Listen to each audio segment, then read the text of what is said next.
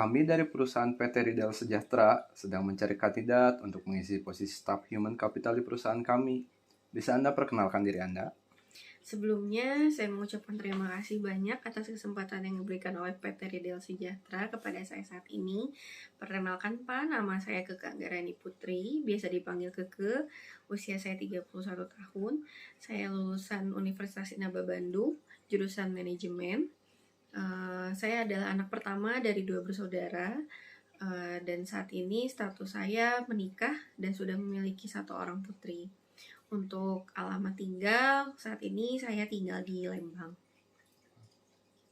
Apa motivasi Anda melamar kerja di perusahaan kami? Saya mengetahui PT Ridel Sejahtera ini memiliki kinerja, reputasi, visi, dan misi yang sangat baik, sehingga saya sangat tertarik untuk dapat bergabung di perusahaan ini.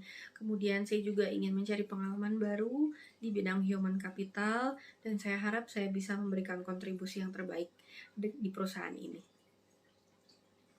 Bisa Anda ceritakan pengalaman kerja Anda atau kegiatan Anda saat ini? Saat ini saya bertugas sebagai staf administrasi dana jasa di Bank BJB. Kurang lebih saya sudah 10 tahun bekerja di Bank BJB. Untuk job desk saya saat ini adalah mengelola dana gaji pensiun, baik itu Taspen dan Nasabri, mengelola dana gaji beberapa SMA di Bandung, mengelola deposito, dan juga memproses standing instruction. Apa saja prestasi yang pernah Anda raih? Prestasi terbesar yang pernah saya raih selama saya bekerja adalah bisa mendapatkan beasiswa dari perusahaan saya untuk melanjutkan studi S1 saya, dan kemudian saya juga pernah menjadi salah satu kandidat Best Employee di tahun 2023 kemarin, Pak. Sebutkan kekuatan dan kelemahan Anda. Kekuatan saya, pertama, saya adalah orang yang disiplin dan tepat waktu. Kedua, saya adalah orang yang sangat bertanggung jawab atas pekerjaan saya.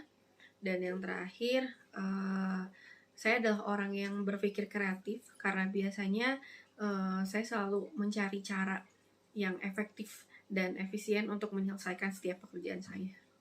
Untuk kekurangannya, pertama, saya ini adalah orang yang pelupa, Pak. Tapi biasanya untuk mengatasi hal tersebut, saya terbiasa untuk menyiapkan daftar pekerjaan agar saya tidak lupa dengan apa yang harus saya kerjakan. Kemudian saya juga orang yang overthinking, jadi biasanya untuk mengatasi hal tersebut dan untuk menenangkan diri, biasanya saya memperbanyak ibadah dan berdoa. Dan yang terakhir, saya sebetulnya tidak percaya diri jika saya harus berbicara di depan orang banyak. Untuk mengatasi hal tersebut, biasanya jika memang saya harus menyampaikan atau menghadapi orang banyak, saya berlatih terlebih dahulu di rumah dan fokus akan materi yang harus saya sampaikan. Gitu, Pak. Selama Anda bekerja, apa masalah yang pernah Anda hadapi dan bagaimana cara Anda mengatasinya? Salah satu masalah yang menurut saya cukup besar yang pernah saya hadapi adalah ketika saya pertama dipindah tugaskan ke salah satu kantor yang bersinggungan langsung dengan pemerintah daerah. Saat itu di sana sudah terbentuk suatu pola atau kebiasaan lama yang menurut saya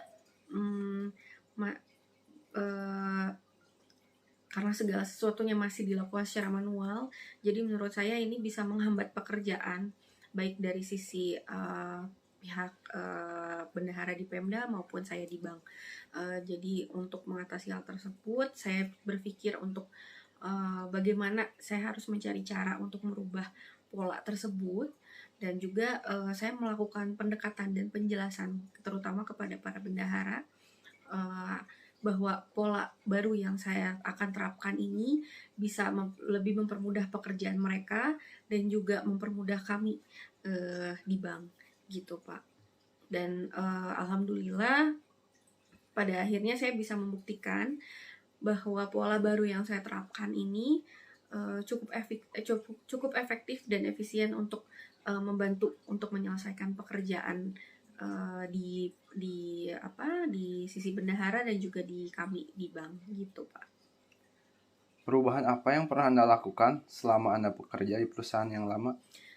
Seperti cerita saya yang sebelumnya ya, Pak, perubahan yang saya lakukan ini adalah merubah pola lama ke pola baru yang memang seperti yang kita ketahui, untuk merubah pola ini tuh pasti akan banyak sekali tantangan yang harus saya hadapi.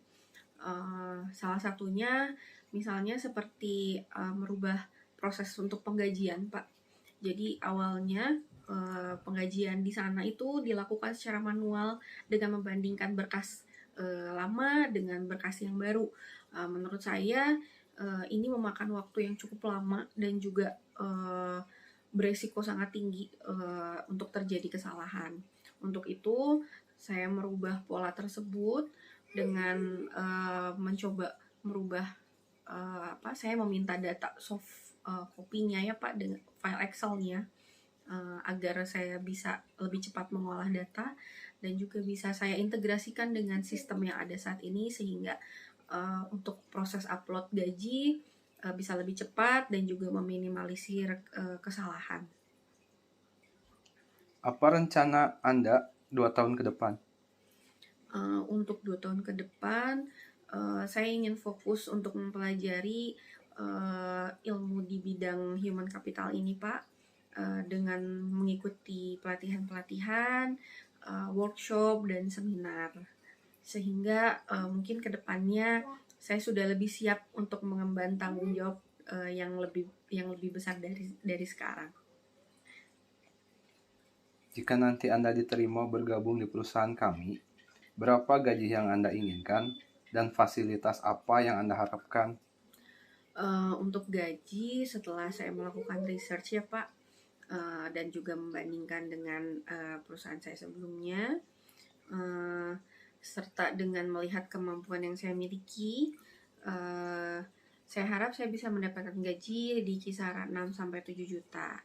Untuk fasilitas yang saya harapkan, saya harap saya bisa mendapatkan fasilitas seperti BPJS Kesehatan, BPJS Tenaga Kerja maksud saya, asuransi kesehatan baik untuk saya maupun untuk keluarga karena kebetulan saya sudah berkeluarga, tunjangan hari tua dan juga tunjangan rekreasi. Baik. Saya rasa data yang kami butuhkan sudah cukup. Untuk keputusan diterima atau tidaknya akan segera kami infokan melalui WhatsApp maksimal dalam seminggu ke depan ya. Terima kasih. Terima kasih banyak, Pak.